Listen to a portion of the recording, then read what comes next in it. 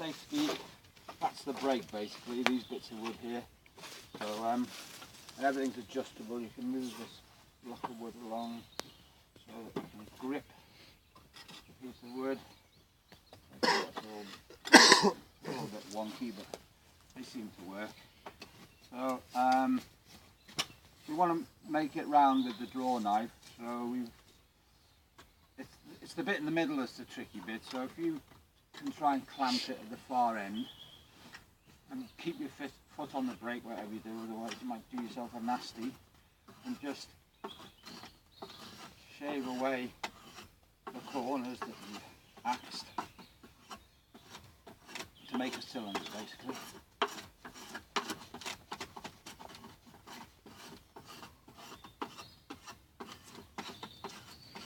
So just making a rolling pin. And the more work you do with this, the easier it'll be once you put it on the lathe, because you want it to be cylindrical and so it turns true rather than off centre. A bit of pig really, just when you first start with the lathe, if things are off centre, turn them nice and easy if it's cylindrical. Give them a wallop so that they're held in place so they can't move. Wind back this and then put the sensors you want and clamp them into place. Just give it a spin slightly off centre this end.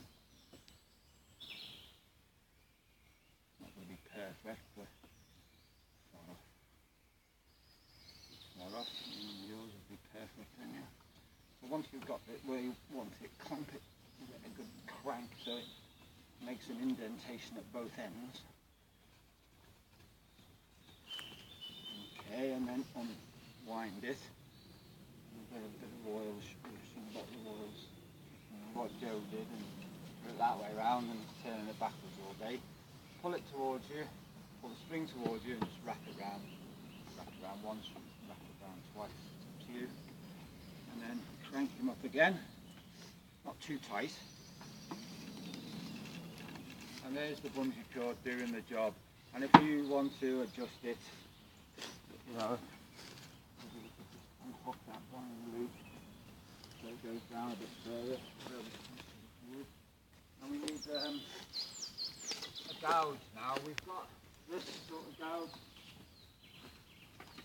These long and strong, they're more for turning bowls really on a lathe.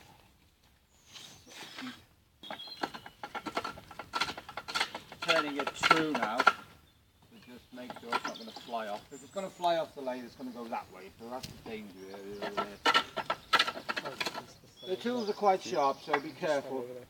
When we put our hand on top of them, we don't need to hold it really tight with your left hand or your right hand if you're left-handed.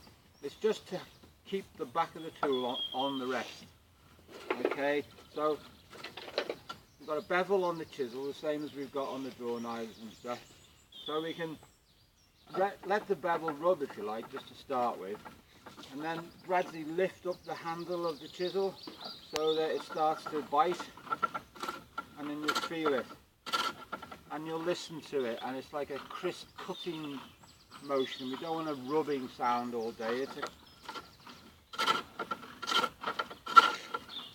just a bit of a knack really, and the only way you'll get the hang of it is to do it really.